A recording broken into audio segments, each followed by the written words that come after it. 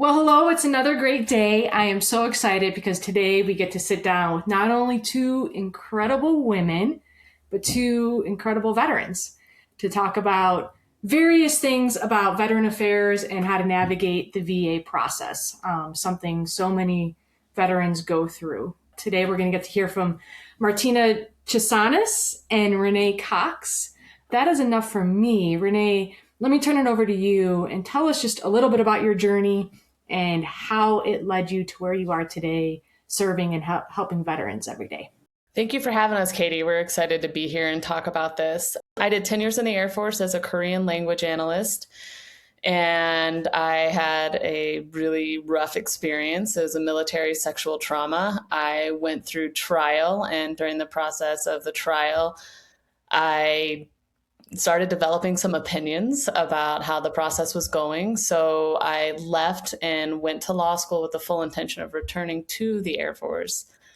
When I tried to come back into the Air Force after leaving, they said, "Hey, remember that time that we gave you PTSD? Turns out that you're disqualified." So that was pretty rough for me. But I went forward, and then I worked for a while as a guardian ad litem, and that is a person that represents children in child abuse and neglect. And then my family moved for a short time to North Carolina. I spent about 2 years in family law, long enough to know that wasn't for me.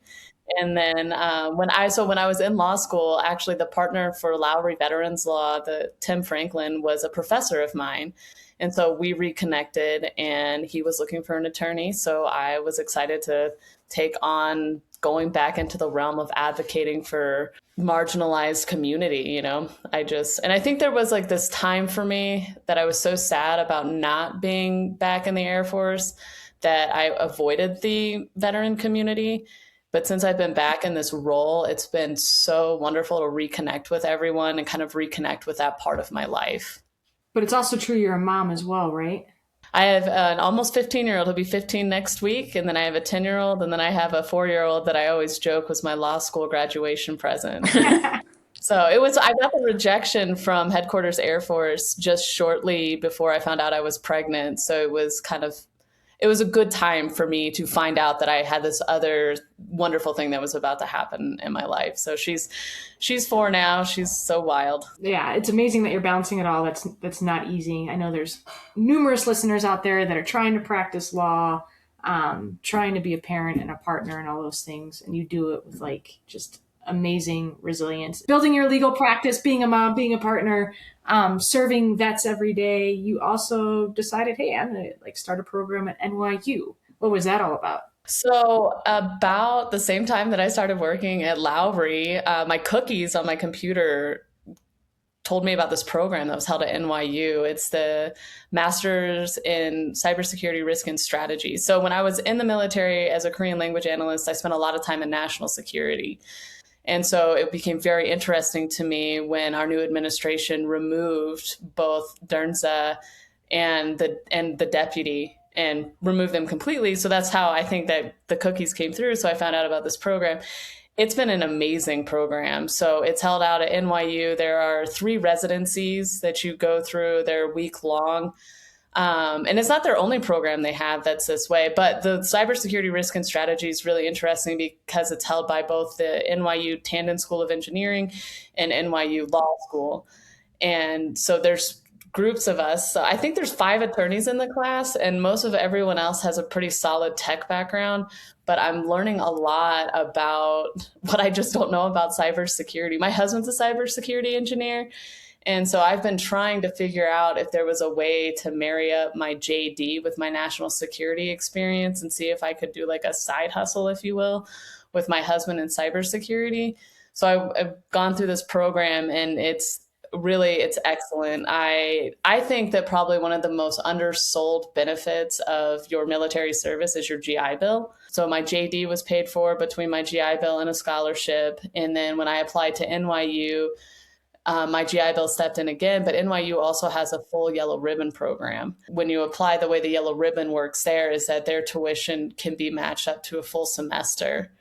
So I didn't have a full amount of money for me to go on my GI Bill, but NYU stepped in with that yellow ribbon program. and has allowed me to complete it. But you mentioned the yellow ribbon program, and I don't think enough veterans understand like what that is and that what. Can you just talk about that a little bit? Because like it's not just to NYU. Sure, they know I've got the GI Bill, but then to also be out on the lookout for yellow ribbon schools.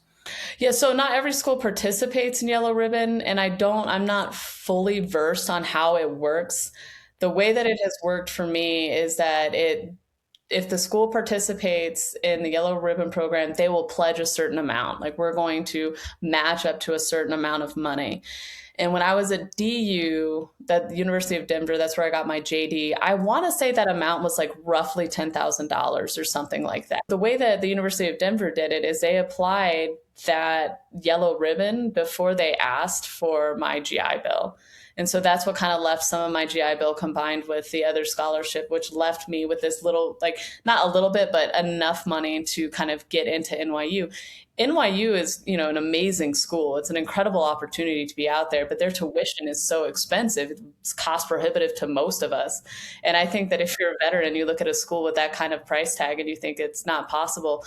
But in these two programs, and I think they have another one that's coming out, but these two programs, I know for sure the master's in cybersecurity risk and strategy, it was 100% of the tuition for a semester. Sorry. So once I capped out, because you cap out pretty quick when you're going to a school that expensive, then the yellow ribbon stepped in. And the way that it kind of works in practicality too is not only did it cover my tuition, but it also made me eligible for the BAH that you get every month that's, prorated and all that stuff. So I'm still getting that as well as I finish it out. I graduate, I think, in 6 weeks in May. May 19th is my graduation. I don't know how far away it is right now.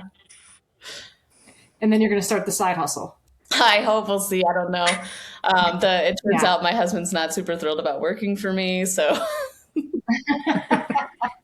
And I don't want to ignore the fact, and I appreciate you being really honest that, not all service is always, sunshine and rainbows. We do say that in moments of adversity, especially that drive you to want to become a lawyer and an advocate, that sometimes sets, unbeknownst to us at the time when we're going through a horrible period, that sets the pathway to something really remarkable. And I think it would be great to just hear what your day-to-day practice is, like what that adversity led you to today, and kind of what that looks like, and describe for us what does it mean to be a veterans lawyer and what you're doing. the biggest thing for me is that I had this, I wanted to go back in so bad to just help people that were kind of in the similar circumstances as me, to kind of understand the process. And also I have, maybe it's naive, but I always had faith that at some point in the process, somebody that was far enough away from me and the perpetrator was going to make the right decision. And I mean, that did happen, if we were to go through relive the whole trial process. But I did believe that if I could go back in, that I could really kind of effectuate some change, like just talk very candidly about this process and what it's doing to the boots on the ground, because the people that are up here making these decisions, they're not the boots on the ground. So when I was unable to fulfill that, being able to come back into the role as a veterans advocate, there are so many people that just don't understand the process of applying for a VA claim. They don't, and when you get your first disability rating, a lot of us just accept it. I'm one of those. You just take it and you're like, okay, this is what I got. Didn't understand the appeals process. So being able to help people kind of get through that, and for a lot of veterans, this can be life changing for them to get access to just like not just the compensation, but the benefits, the health care, there's just so much that comes along with it that like I told you, I just learned recently about additional benefits that I didn't know were available to me. But you don't do this alone. You have a great sidekick in Martina. Martina, you have equally as compelling of a story. What was your journey, and how did that end you up in the seat you're sitting in today? Yeah. Like Renee said, thank you for having us and kind of giving us this opportunity to kind of share what we really love to do. So I was active duty Air Force. I was a logistics readiness officer for 7 years. I separated from active duty into the reserves after I had my first daughter. by that point, I deployed twice. My husband had deployed twice. He was a civil engineer. So we were in very highly deployable career fields. And, one of us wanted to kind of be the constant. So after active duty, I went into the reserves for 3 years, where I worked at Northcom in the J4. And in my civilian capacity, I worked for a nonprofit called the Service Women's Action Network. It's short for SWAN. SWAN is an incredible organization. If anybody wants to contribute or learn more about research or advocacy for issues affecting military women and women veterans, it's a really great organization. I was the communications director. And so SWAN focuses on, through legislation and through research, combat integration, military sexual trauma, reproductive health care, and VA healthcare for women. And so when I was at SWAN, I'm not sure how familiar kind of people are in the military community about the Vanessa Guillen murder that happened in 2022.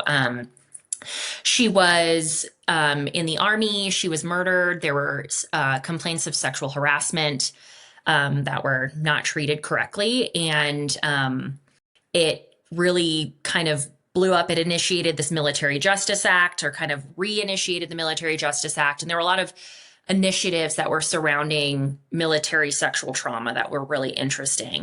I wanted to do more, and I wanted to be more knowledgeable, and I wanted to be a better advocate. And everything was kind of starting and stopping with how the law was written and how the law was being enforced. And so I went to law school. I also went to DU, University of Denver, with the intention of doing military law and veteran law. And then my first semester, I interned for a district court judge, with a felony docket, and kind of got real into criminal law. I really focused a lot of my classes on criminal law, criminal procedure. I worked at the Denver District Attorney's Office for a little bit, loved it. But the work-life balance was really challenging. I have 2 children. I have an 8-year-old and a 3-year-old, both really chaotic young women that just required a lot more effort than what I could give at the DA's office. And so I worked for Tim for a little bit in law school. And I reached out to him, and I was like, I'm kind of ready to go back to what started it all. And so I've been at Lowry, I guess a little bit less than a year. And I am really grateful that I made the change. And I'm really enjoying what I'm doing, because it's kind of why I went to law school in the first place. Yeah. And a mother too, and balancing it all. Any tips for, No. so you talked about work-life balance, right? I believe there's no such thing. Yeah. But if you find one, if you find anybody who gives you a tip, please let me know. But very much a dynamic duo that is spending your days helping veterans largely through the VA disability claim process. Is that fair to say? Mm-hmm.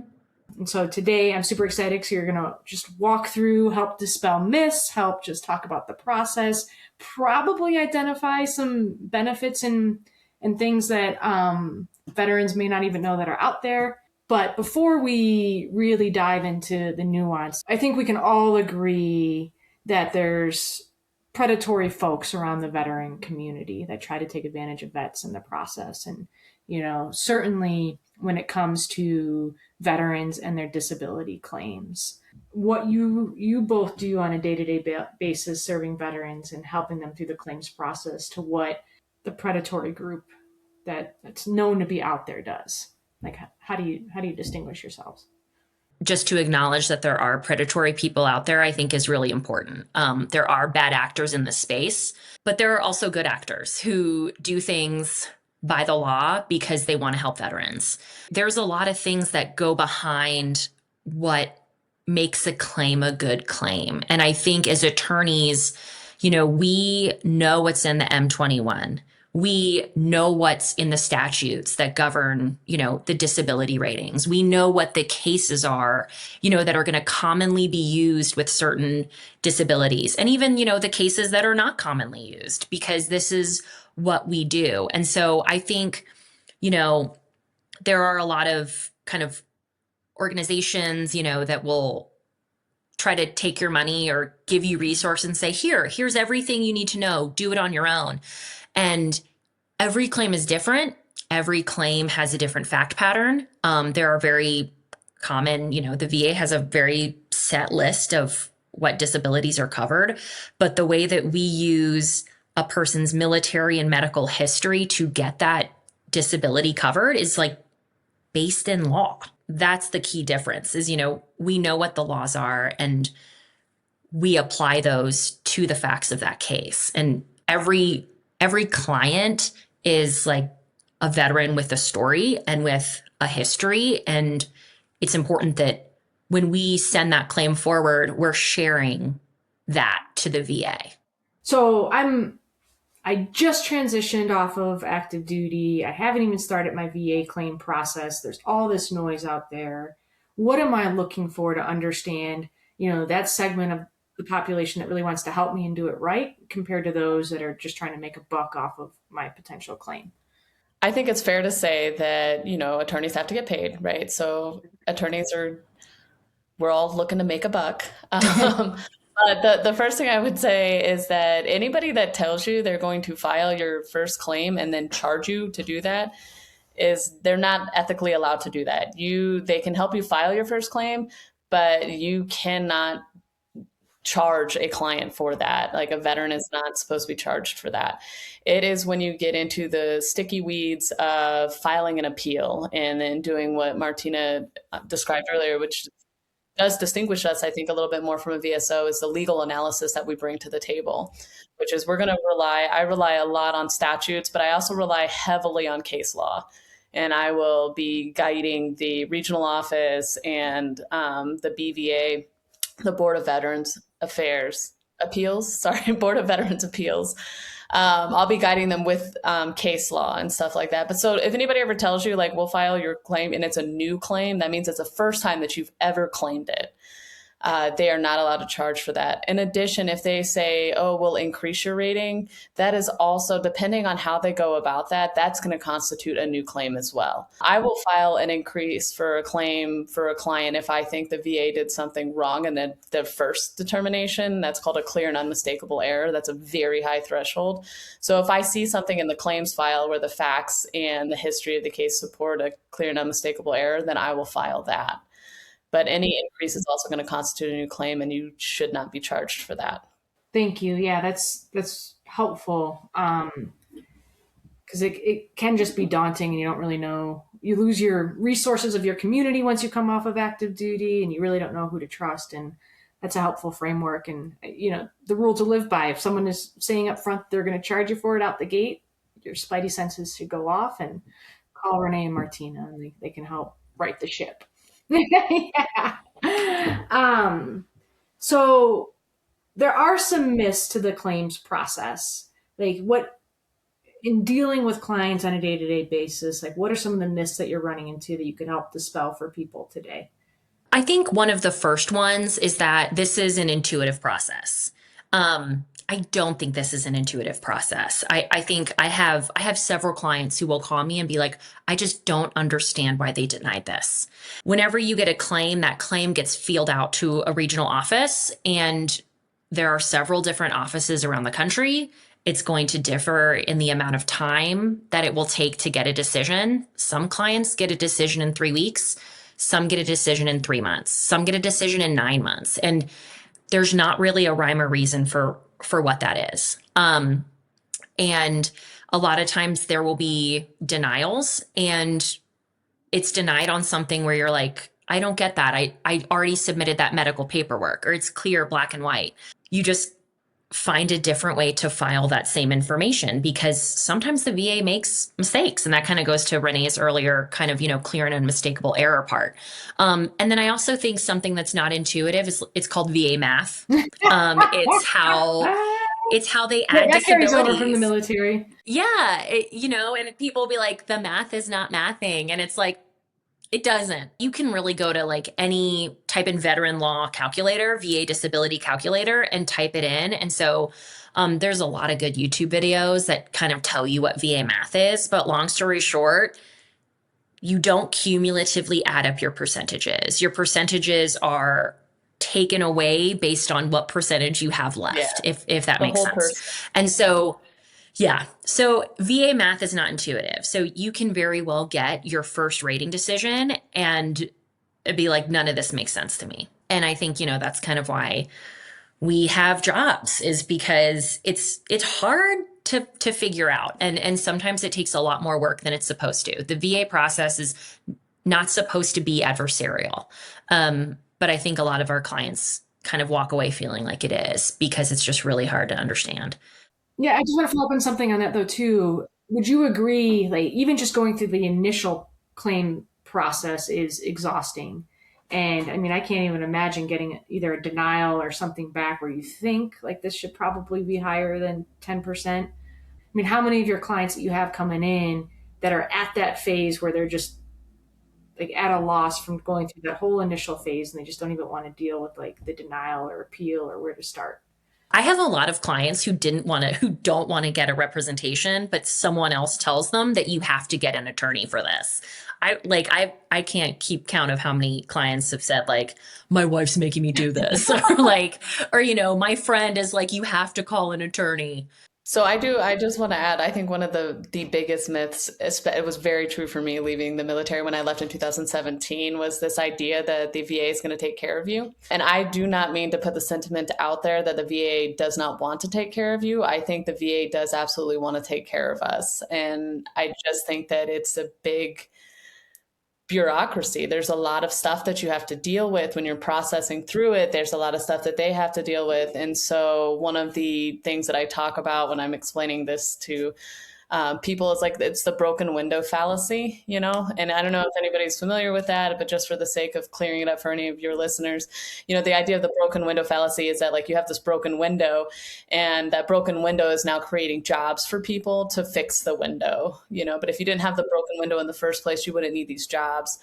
And so I liken the VA process to kind of this broken window fallacy. I have my job because the way that they're doing theirs is not working for everyone.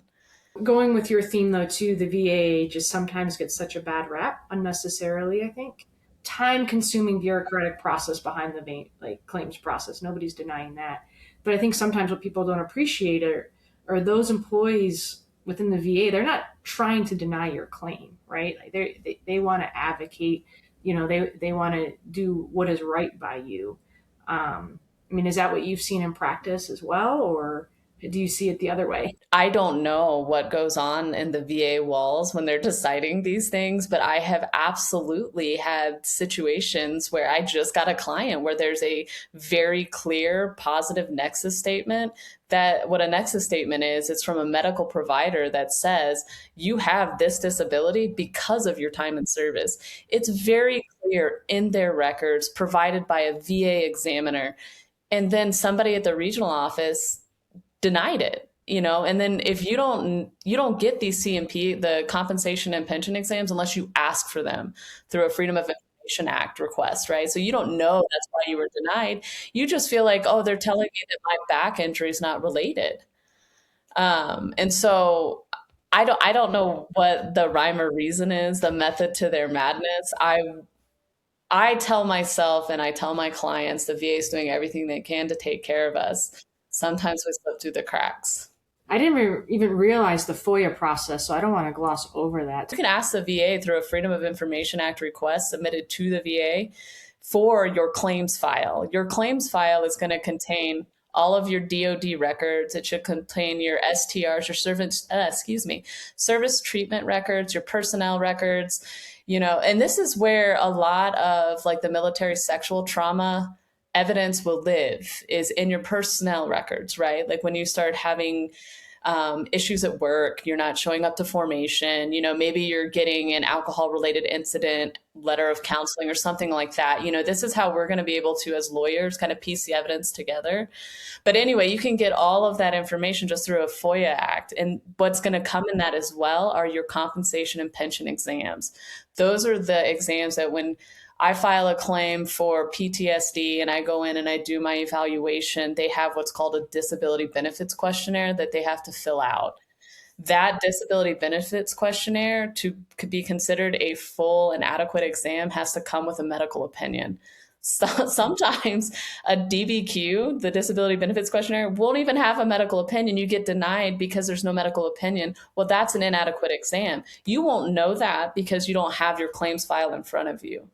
So this is another way that you would get that information.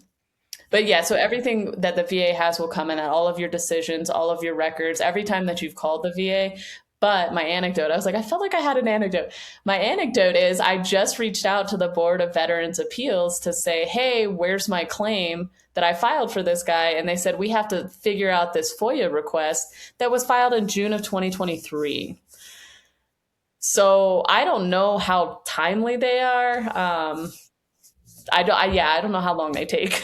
Yeah, that's interesting. I never even heard of that, but that's way down on the process. I think what I want to do and what we probably should do is like let's just start with like here I am, like first time Joe Schmo veteran getting ready. Like I need to start the disability process. So these are really great instructions, and you can read them and look through them. I think another thing that you do in tandem here is the majority of people submit. Whenever you sit through TAPS, congressionally mandated TAPS, you have, at least the programs that I'm aware of, you have a veteran service organization a representative from a VSO come and speak to you about what that looks like. The veteran service organizations are, like Renee said earlier, like they're not charging you, but they're there to help you and can help you fill out your initial original claim. Whenever you're filing a claim, there's kind of two ways of thought. You can either file every single thing that's happened to you ever in service, or you can go based on kind of more of what the VA will grant on, which is a condition that is still in existence. So it's chronic, that you're still dealing with, that occurred in service. And then it occurred as a result of your service. And those are like the three key elements. And I think we'll kind of go into that in depth later, but starting the process itself is fairly simple, and it's even more simple with help of a VSO. Yeah, I think it's also important too to talk about like, once you file it, right, that starts the clock. And I don't think people appreciate too what that could potentially mean. It can. Great. It can. So if you file within a year of leaving service, the VA is supposed to backdate your eligibility for payment or your effective date to the date of separation or retirement. And I don't think people realize that back pay is on the table, right? So even if it takes a year and a half, your claim to work through the process, once that compensation or once that determination is made, you will get compensated from the day that you filed your claim. And that could be a lot of money. Yes. Pretty significant. So we have an idea of how we start the claims process. Now, how do I even know I'm eligible? Like, is there a timeline that I have to meet? When I left in 2017, I have no memory of anybody telling me that I could file for my disability before I left service. I had no idea. So that's one of the biggest things that I want to communicate to any of your listeners that are still in service right now is that you can file what's called a benefits delivered at discharge claim. In order to be eligible, like it says on the slide, you want to do it 90 days prior to separation, but no sooner than 180 days. So you need to do it between the 6 and 3 months before you leave. So you need to know when your date of separation is going to be, and you need to file in that window. The reason that you want to do this is because the VA is going to prioritize that claim. They're going to push it kind of to the top of the pile and try to get you that disability rating when you leave service to ease that transition. So, but you're going to want to submit your STRs, your mental health, your dental, your vision, all of these different records. You want to get all of those records together when you file your BDD claim and submit them at the same time. But I cannot stress enough how important it is for you to go to your exams, because if you don't go to your exams, the VA has no way to give you a meaningful rating, which means they're going to deny you. And when you are going to your exams, they're not asking you on your separation exam, like say you have knee issues. You've had knee issues on and off because something tweaked during PT and you've always had knee issues. You show up to your exam, separation date exam, your knee's not hurting you that day. Your answer isn't no, I don't have knee problems. You need to communicate that you have on and off knee problems. It flares up. It's unstable. It's not like you sitting in the medical chair, a doctor asking, do you have knee issues right now at this exact moment? That's not what they're talking about. So, like, one of the biggest things that we see is lack of chronicity, which means like you had it during service. And if you're not going to talk about it during your separation exam, or then they're going to say that it was acute.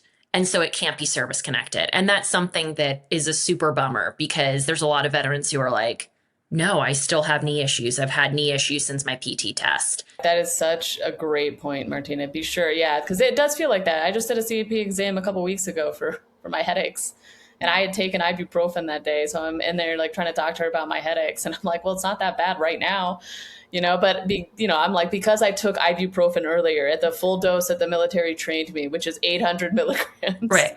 Well, so it's interesting. Like I'm still in the reserves. I've been in uniform for almost 24 years, and I have never once had anybody be able to explain, Renee, like you did, why it's so important to start the process while you're still on active duty.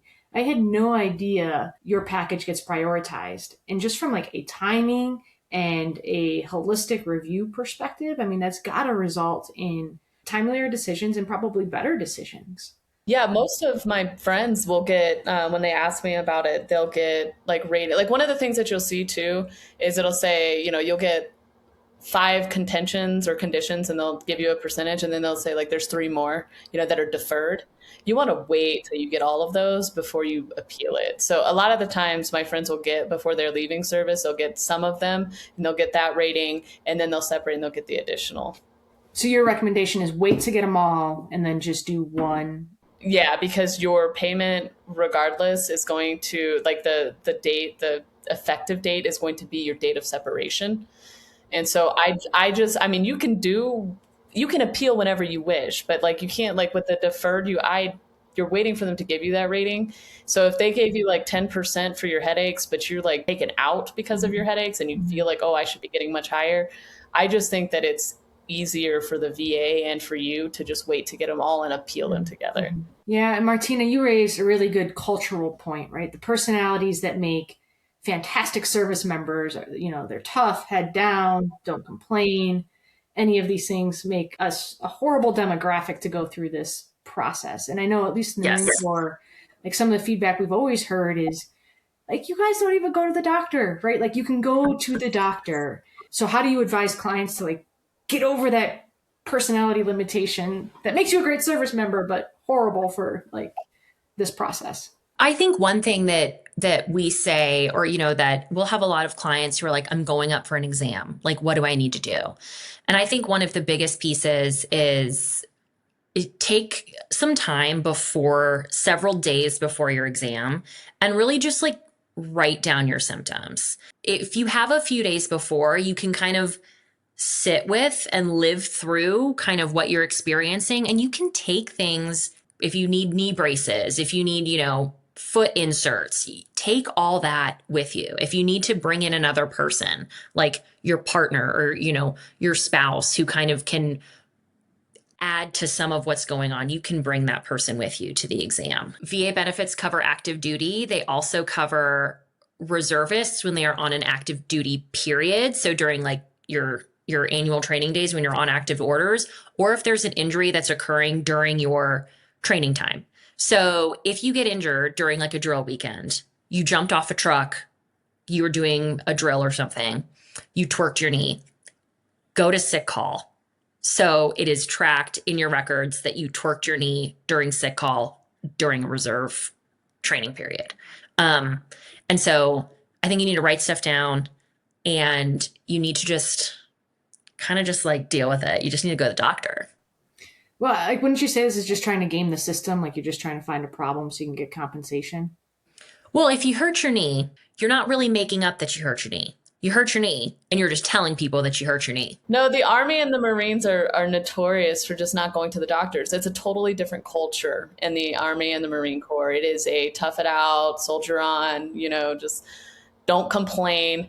So like do not let the fear that somebody's going to have the perspective that you're gaming the system prevent you from going to see the doctor. Like I said earlier, the broken window fallacy, I wouldn't have a job if the VA was doing what they should, like, doing it according to what Congress hopes that they're going to do.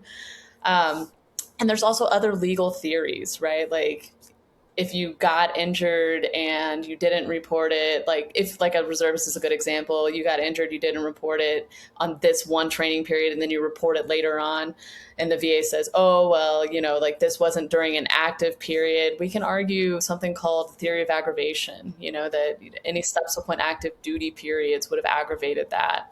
I do feel like there is so, like, as Marines especially get so close, and it's because I spent so much time talking with these people at K-Bay, that they get so close to like leaving service, and it's already like this really big decision. They're not sure they want to do it. They're not sure what they're going to do after. They don't want to seem like one of those weak people that's at the Air Force that's going to go and get this disability and, like work the system. But, like, it is there for us. You have put that uniform on, you have tied those boots to serve your country, and you were injured, and it's a legitimate injury, and just go down and report it.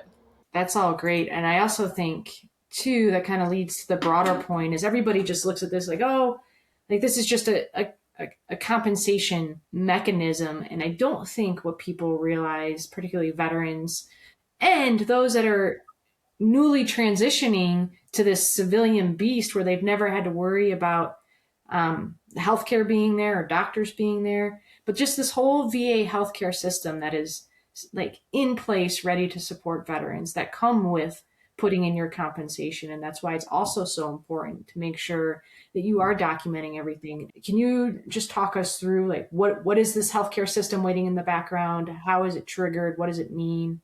Because some of that can be super confusing. I have a good anecdote for this one. So it's fun now that I practice in this area, but I remember sitting at the University of Denver in my Veterans Law disability class. I can't remember his last name, but this guest speaker came in, Mike, and he was talking to us. He was like, yeah, if you're even 10% service connected, you're eligible for VA healthcare.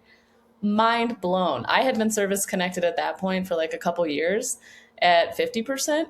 Had no idea that I had access to VA. I like just didn't register. I just was like, oh, you know what? I'll just get my VA disability, and then and I'm fortunate because my husband was working and had employer sponsored healthcare, right? So I had healthcare. So it wasn't a gap in care for me. This can feel like a gap in care for people when they're leaving active duty, leaving TRICARE, and I think it's a big thing they use in TAPS to like scare you to stay in is like, you're not going to have healthcare. That's not true. That's not true. If you get even a 10% disability, you're going to have eligibility for your VA healthcare. You're going to get healthcare. It's not going to be 100% free at 10%.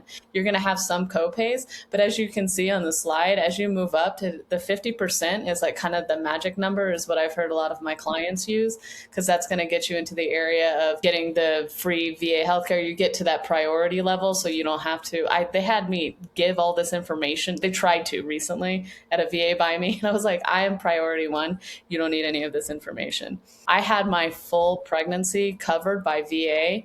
Thank God Mike told me. I had no idea that there's maternity care. I had no idea that you could also get a breast pump for breast milk. They will send you all kinds of breastfeeding bras. Like, there's so much that you can get access to with this healthcare. Veterans need to realize that just by the mere fact that you are a veteran, you have placement and access to these things. And so take yourself to the nearest VA health center and sit down. I mean, there's tons of representatives in there that'll help you sit down and really figure out what's available. I didn't appreciate that until I stepped foot on the 80-acre, I think it is, like compound in Salt Lake City for the VA. And just, I mean, everything is there. I mean, how many of your clients are learning this for the first time as you're navigating the disability process with them, that they even have placement and access to this type of care?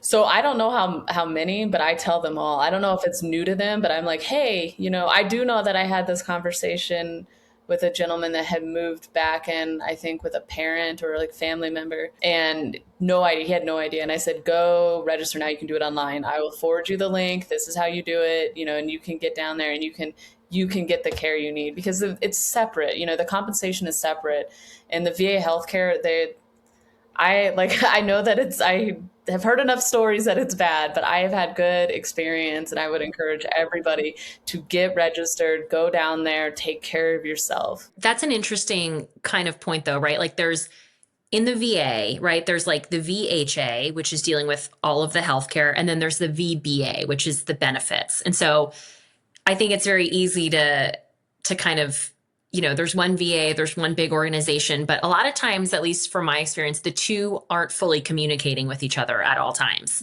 And so that's just something, kind of unique in our job. And like as a veteran, you need to kind of keep in mind of like, why am I not, I went to a VA clinic, the VA diagnosed me with this.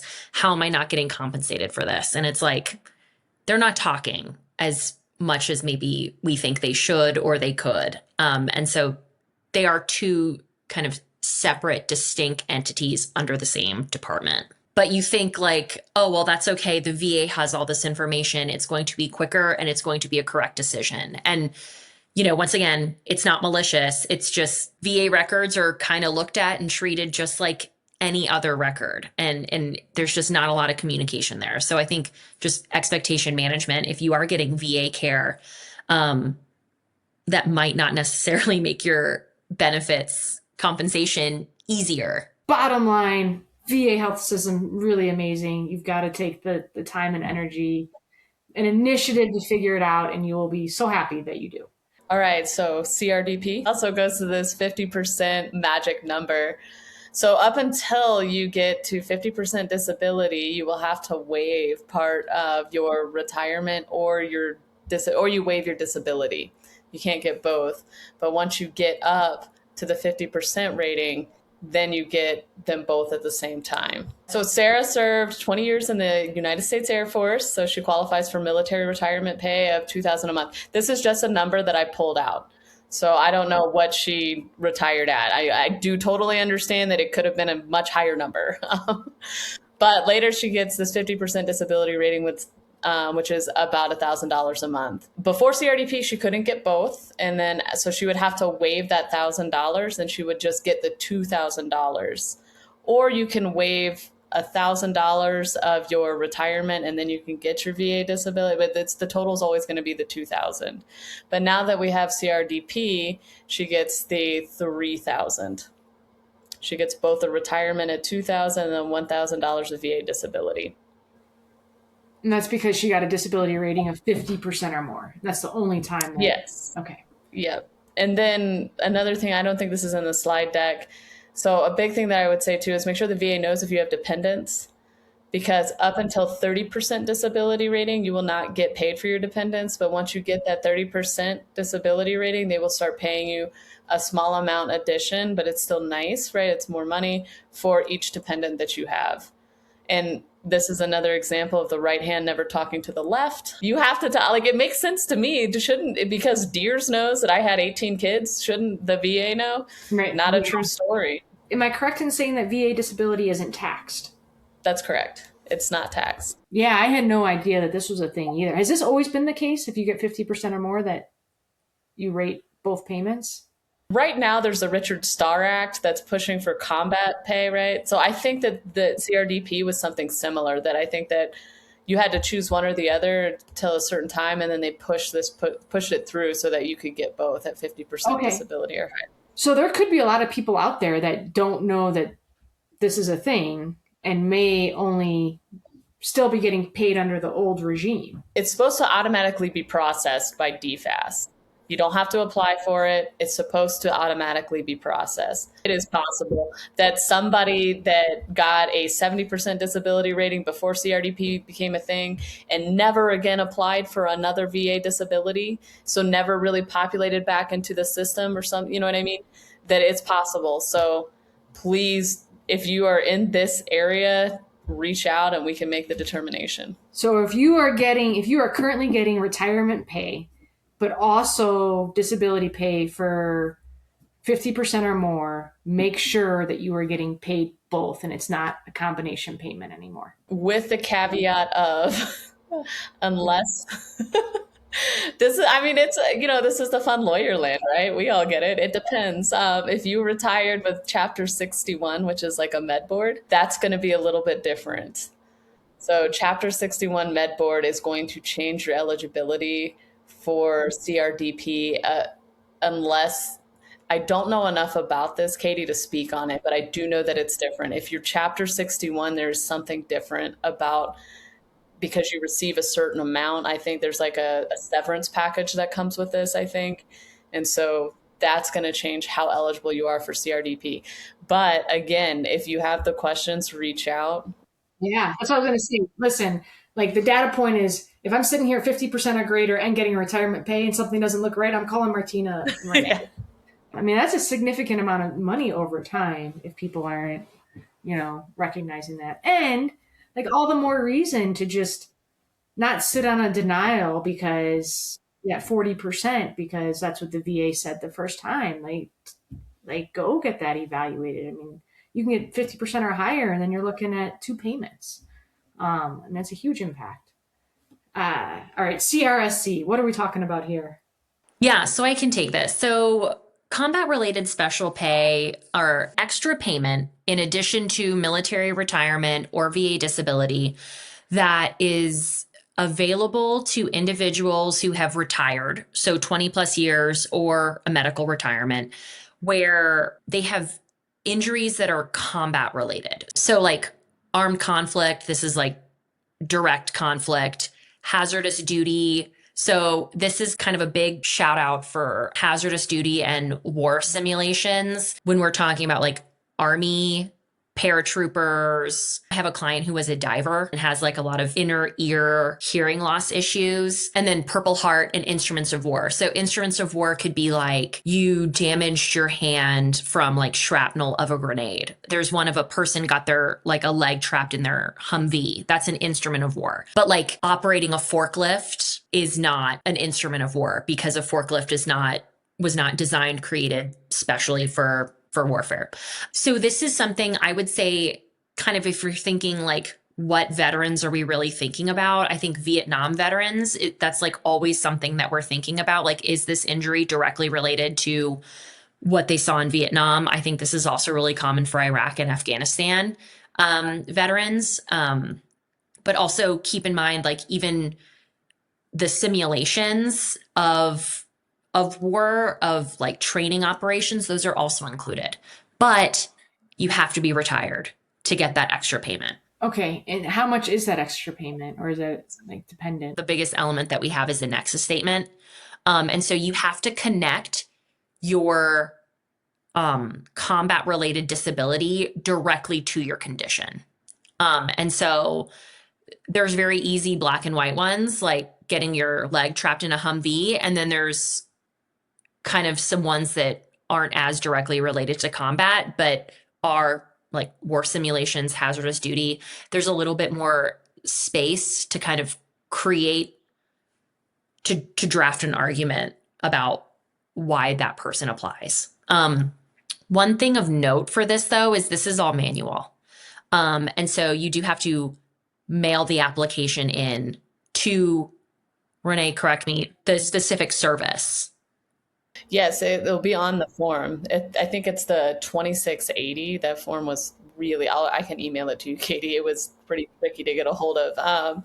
And it may be easy to get a hold of now, but yeah, you have to mail it. But it'll have it listed on there. You cannot fax. Maybe you can fax too. You cannot upload it through a quick submit. I do know that.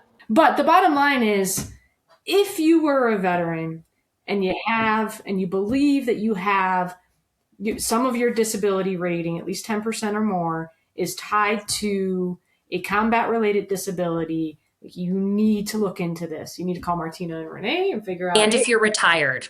Yeah, and if you're retired. So that's a big one. So here's the question. So we have a lot of reservists out there, right? So they do their active duty time.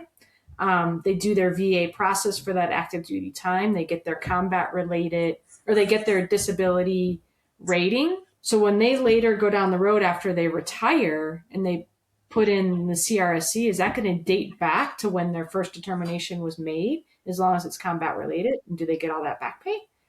Or is it just prospective where like you retired, you can apply for the CRSC and now you get it? So, but I think there's a window. But the reason I say this, Katie, is because of a case that I had where the client had like some combat, but he'd never applied for it before. And so I think that we were able to apply during that window because there is a time when he got to a point where CRDP paid more. And so then you cannot get both. The VA will pay you the higher or the DFAST, sorry. Not to confuse all of the systems. You'll get the higher of the two. CRSC versus CRDP. Yeah. Mm-hmm. And this was the earlier CRDP example that we were talking about. Mm-hmm. So that is And I not think a CRSC. And you can't get CRDP and CRSC? correct. You'll get the higher of the two. And it's usually CRDP. I always want to say like it's always going to be CRDP, but I don't want to say that because of the nature of being an attorney and never speaking in absolutes. Yeah. Fair enough. So basically, whenever we're going to apply special combat compensation, so airmen struck by an IED during combat operations, we have all the different conditions linked. And so basically, whenever we are going to apply for CRSC, the argument that we're going to make is that because her vehicle, all of these, I mean, and I think kind of operating off of this, like the lumbar spine, the TBI, and the PTSD were all directly related as a result of her being struck. That could be instrumentalities of war, that could be direct combat relations, or a direct result of combat. And, who knows, she might have gotten a Purple Heart too, and that could be a Purple Heart. So there's a lot of different ways that you could connect that and make that CRSC to get her that additional pay. Mm-hmm.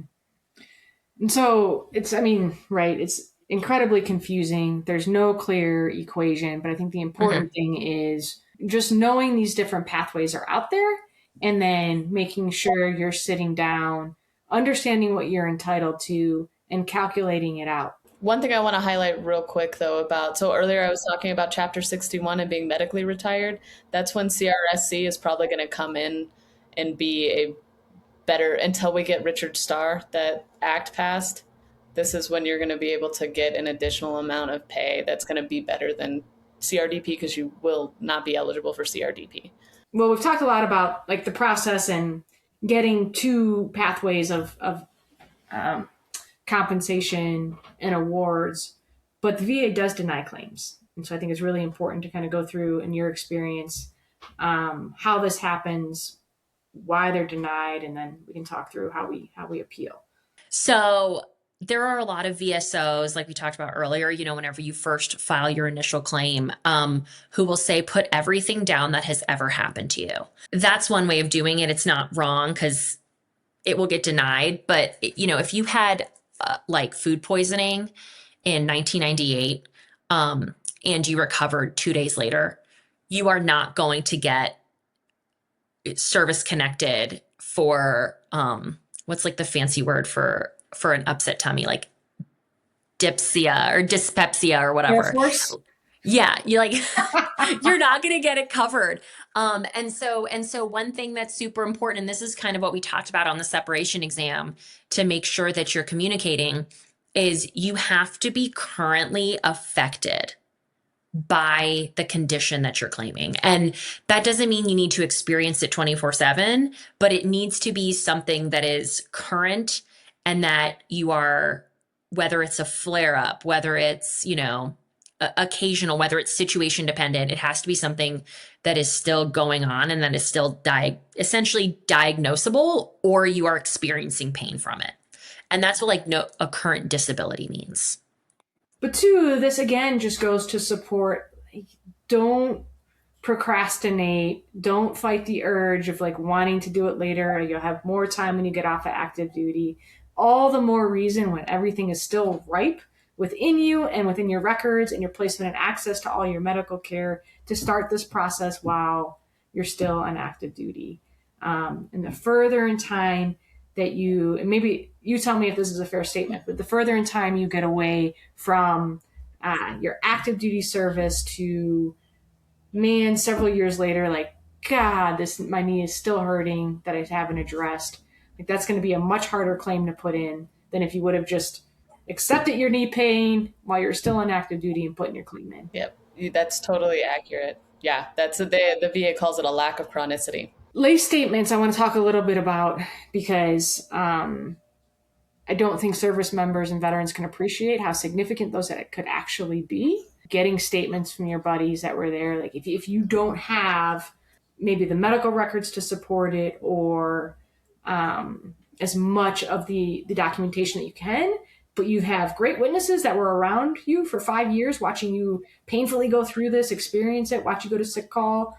Can you talk about just the significance of lay statements and how to even like think about getting those? I have an individual who, or a client who was experiencing significant GERD, like really big heartburn issues, in addition, migraines, respiratory issues, kind of all of it, like not explicitly diagnosed, just a lot of really negative kind of upper like chest issues. And he kept getting denied. And he had two of his buddies who he was assigned with. And so, like, making sure that whenever you're putting down late statements, you're putting down what unit you were in, where you were in, the dates you were in, because the VA does want to do their homework and make sure that all of those locations and dates are matching up with your actual records. And they were sharing that they were experiencing the same things and that their follow-up diagnoses, and that was really helpful to the VA, and they actually included that they had lay statements. So that is important. And then I have another client where they were sharing a bunk on deployment, and the lay statement shared the veterans' changes in behavior and social behavior. And that was really powerful and was effective, especially for mental health, because they're, you know, whenever they're rating mental health, they're tracking it based on symptoms. And so for the lay statement to report the change in symptoms during and following the deployment as they were side by side, that was really powerful. Yeah, and I think you probably, and you guys can confirm this, you probably see it a lot in military sexual trauma cases, sexual harassment cases where service member didn't report, but it was open and notorious and everybody witnessed it. Lay statements can be very powerful in those circumstances. Just because you don't have a medical provider backing everything, you've got people that observed you being tough and hard like, your whole career that can give pretty compelling statements. Yeah. Mm-hmm. And spouses too. Spouses are a big one, like for sleep apnea. I think that's a lot of stuff is like they're choking in their sleep and they're snoring and nightmares and stuff. Spouses can also do buddy statements too. Yeah, I do, Katie, 100% agree with the MST claims. I have definitely had to piece MST claims together because, like I mentioned earlier, mine was very clear that it had happened in service because it went through the whole process. But a lot of the times when something really bad like that happens, you're not going to report it to your chain of command. You're going to tell one of your friends. So if your friends have told you something like this, do your best to remember what they told you and write that buddy statement. It's not going to be used against you. It's going to be used to help corroborate a claim of something really terrible that happened to one of your buddies. Yeah, and everything's recorded these days. Like think back to your friends too, and like if things were like happening in a group environment or an uncomfortable thing, I guarantee there's probably a recording that supports it. I've seen that happen. So it's denied. Wah wah. What do you do next? Yeah, so when I did these briefings out in Hawaii, one of the questions I got is like, when should you get an attorney? And so that question obviously depends. And I always hate that little bottled remark from attorneys. Well, it depends, but it really does. It depends on how emotionally fraught the claim is. So if you're dealing with something that is very difficult for you emotionally, or you just don't want to deal with it, then call us after the first denial. But I think that a lot of these claims you can appeal on your own. If you're looking through and read your decision letter, you're going to get a decision letter, read it, look at what evidence they considered, right? If you sent in a buddy statement where they said, oh yeah, this person was coughing and snoring, the whole time on deployment, that's going to establish that event in service. And if that is not in your evidence line, you immediately need to appeal and say this evidence wasn't considered. But yeah, so you're going to do an 0995, which is, the supplemental claim. If you do a supplemental claim, you want to submit additional evidence. You're going to supplement your claim with additional evidence. It needs to be new and relevant evidence that you haven't submitted before. So in that scenario I just told you, if the VA didn't consider it, I would probably file an HLR, which is a higher level review, and say you didn't consider this evidence that was in the record. But that's me as your attorney. If I was myself, I would file it as a supplemental and attach the statement to it and say, in the argument, I would say this evidence was previously submitted. It is attached here too, wasn't previously considered. So those are you have 1 year from the date of your decision to file both of those appeals. The biggest difference between the two is that the higher level review, no new evidence. They will not consider any new evidence you submit. The supplemental is going to whatever evidence they are supposed to, they're obligated to consider any of the new evidence. And that new evidence can be something like, I've been seeing a doctor for this. It can be a new statement about symptoms. It can be a release of information from a doctor that you've been seeing for that condition. And then, so if those two fail, and you can do supplementals multiple times, after you do the HLR, you can't do a higher level review on a higher level review. If it gets denied at the higher level review, you have two options. You can do the supplemental claim, submit new evidence, see if that changes the regional office's decision, or you can go to the Board of Veterans Appeals, which is going to be through a notice of disagreement. This is where I do a big bulk of my legal arguments. I was just commenting earlier in our group chat at work that I put a lot of my legal arguments and my other claims too, so I can just cite back to the previous legal arguments, so I don't have to keep redrafting it. But these are going to be your legal heavy ones, and there's different angles that you can go through where you can have just you think that all the evidence is in there, and so you're just going to ask the judge to look at the evidence that's there. You can submit additional evidence with that and say, I'm tired of dealing with the people at the regional office. I want a judge to decide this. Here's some additional evidence that I think proves my claim. Or you can request a hearing.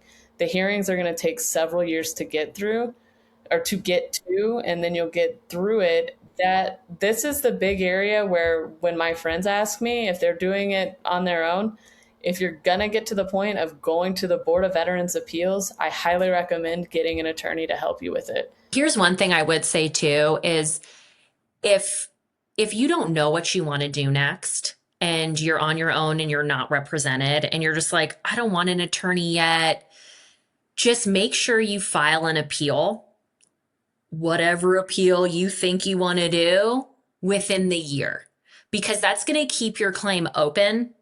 And the VA looks more generously on veterans who are representing themselves. And so I've had a client who just continually kept doing supplemental claims, and he kept appealing on an original claim form for increase. So he filed his initial claim for migraines, denied, appealed again within the month, just filed another 21526, which is that initial claim, filed it for an increase, denied, 6 months later and so by the time he was denied like 4 times, it came to us. He didn't substantively change anything, but what he did do was he kept that claim open for 4 years. So when we actually got him service connected, he was backdated 4 years for migraines. So even if you don't know what to do as a veteran and you don't have any representation and you don't know what you want to do, at least file like something so it keeps your claim open. So if and when you decide to go to an attorney, your date from when you're going to get paid goes back to that date of the original filing, which is like what Renee was saying with like a continuously pursued claim. All very helpful. Like, phone a friend when that happens is the bottom line. But I think, just closing up here, I think there's just a few more broader things that we want to touch upon that veterans may know about, they've heard about, but they don't understand the implications of it. So starting with the PAC Act, like, what is it? How does that impact veterans in the process, if at all? So the PACT Act was passed on August 10th of 2022, and it expands presumptive conditions. And what that means is that, the way that I typically lead this is I talk about Agent Orange. A lot of people know what Agent Orange is. I was surprised and humbled at my age difference between me and the people I was briefing out in Hawaii. There were a few who didn't. So Agent Orange was a pesticide that we used, or it was something that we sprayed, an herbicide, pesticide, my bad. It was an herbicide that we sprayed when we were in Vietnam. And it took us a long time to say, hey, you know what? We think this is actually causing a lot of medical conditions for our service members. But when we did, there were a lot of conditions like diabetes, hypertension that are considered presumptively service connected because of your exposure to the herbicide Agent Orange. So on August 10th, 2022, passed this new act that says, hey, if you were around burn pits and all of these other conditions when you were downrange during all of the wars between basically like the Gulf War on, that there were going to be a list of other conditions that would be presumptively connected based on your exposure to, I always say burn pits. It's a big thing that my sister talks about, is the burn pits. I also think there's going to be a lot of like reproductive cancers that are going to come out in the future for this. I think we're going to start seeing breast cancer connection. And infertility. And infertility issues. Yeah. One. I can't believe how many women, like it's just kind of random because I know a lot of veterans and a lot of female veterans. And then I don't know if it's just the age that I'm getting to where we're all kind of talking about kids and stuff, but how many veterans that have served downrange, females that are struggling with just infertility. They can't get pregnant. They're having back-to-back miscarriages, stuff like this. This is stuff that we saw a lot with Agent Orange. So I think that I'm anticipating that being part of the PACT Act. I don't know when, and I don't mean to throw stones in a glass castle, but women's access to stuff like this is always slow to come out. So I would ask everyone that is experiencing this to really be talking about it. I can't imagine how difficult it is to navigate it, but bringing attention to the matter is so critical because there are young women coming in the ranks behind us. Mm-hmm, mm-hmm. Well, what's the significance of having a presumption of service connection? Like why should veterans even care about that? Because then you don't have to tell the VA that you don't have to get that nexus. You know what I mean? Like some of these conditions manifest much later, right?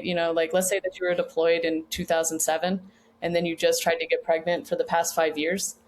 And we're not to the point, I want to make it very clear, we're not to the point where infertility is a presumptive service connection. But, some of these things we don't even encounter until much later. And when we're dealing with them and we're coping with the emotional fallout from it, that makes it, like you said, just a little bit easier, both for the VA to service connect and for us to just makes it shorter of the process.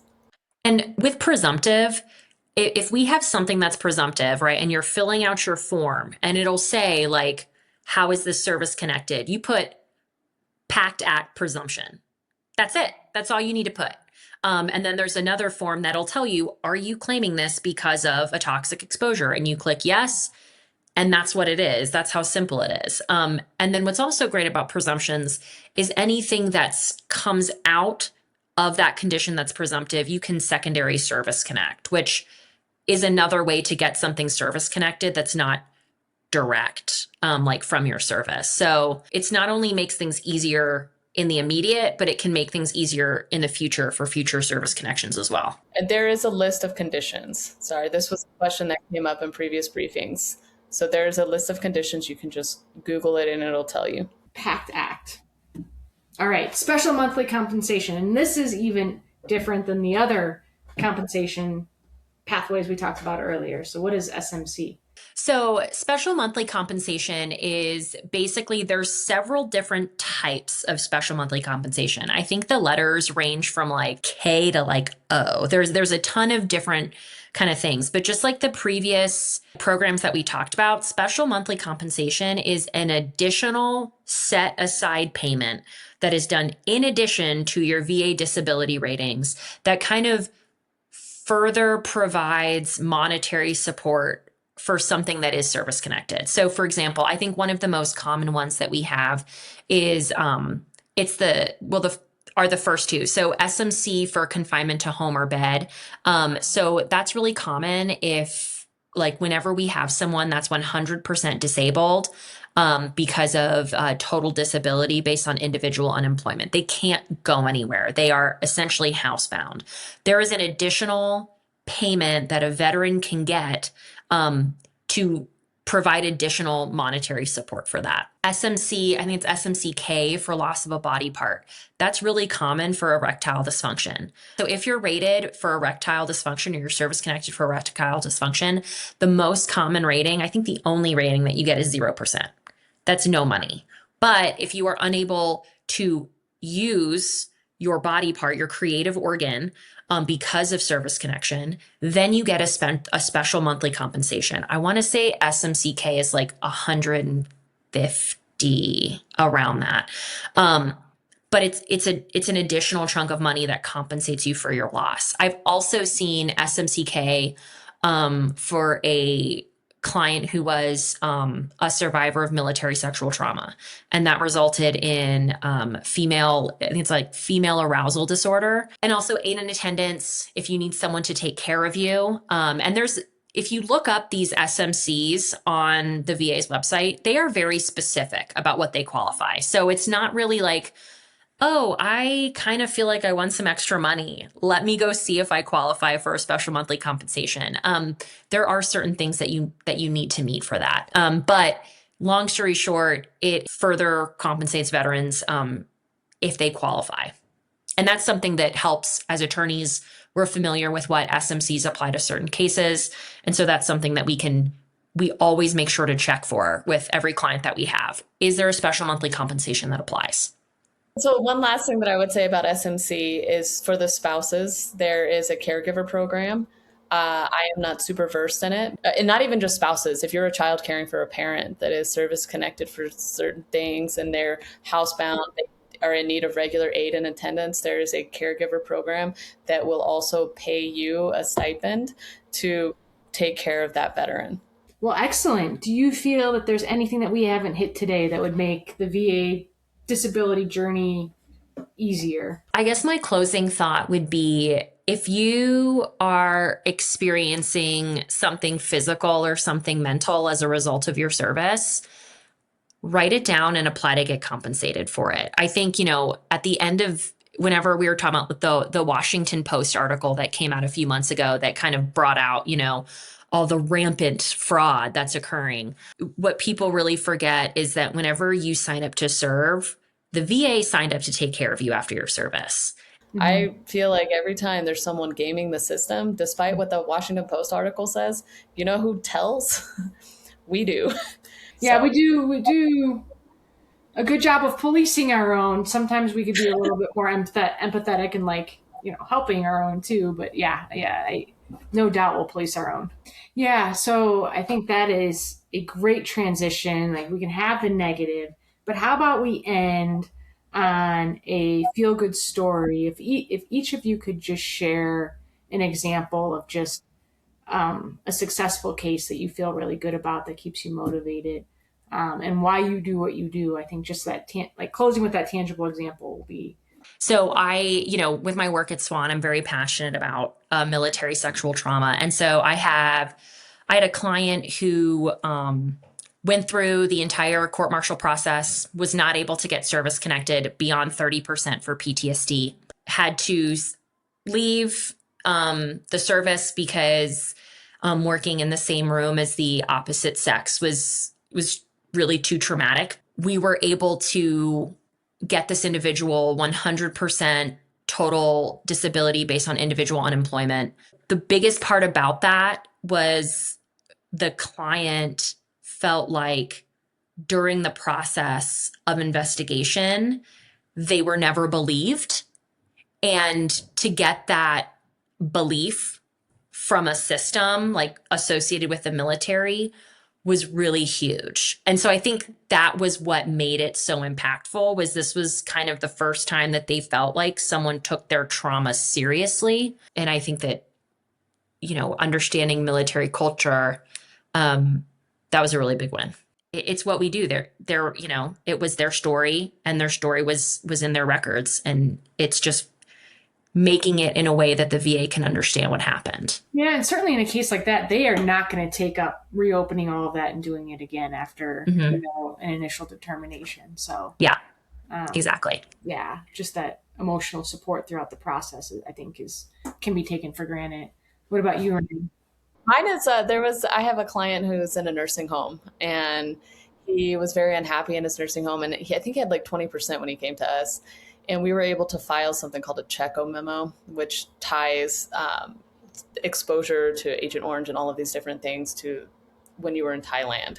So we were able to get him connected for these different conditions, but it also we were able to find that it should have been decided that way appropriately in 2009, and we argued the clear and unmistakable error, and the VA agreed, and it was a substantial payout for him, and it has enabled him to move from this kind of like community nursing home to a VA accredited nursing home where he's getting different kind of treatment and care. And he moved up the priority list because we were able to move him from that 20% up to an 80% rating, which gets you priority in nursing homes that are VA accredited. And he is so funny to just listen to and talk to, and it's just exciting, like it's so life changing for him and his family for him to be to move over. Did you get to tell him the decision, or how did that? So I have a really good relationship with one of his family members that is part of the process. So he explained it to his dad.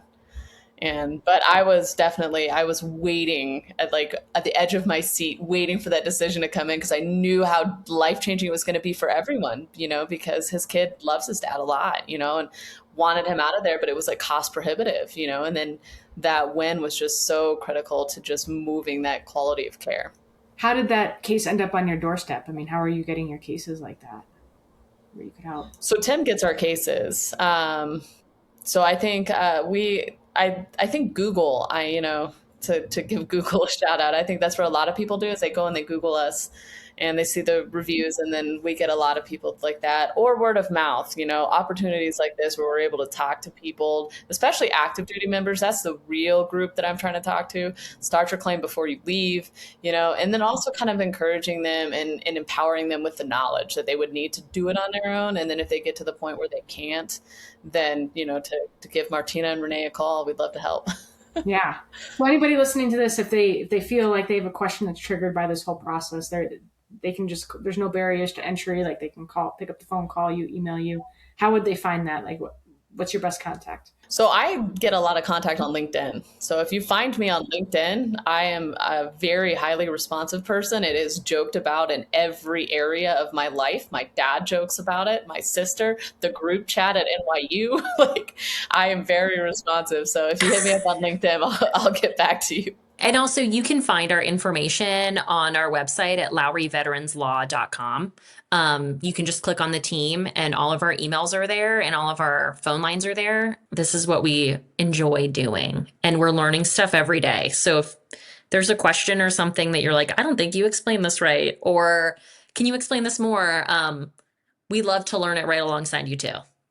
Well, thank you. And I just love getting to know you. And I'm so grateful that you took like all this time to be with us today.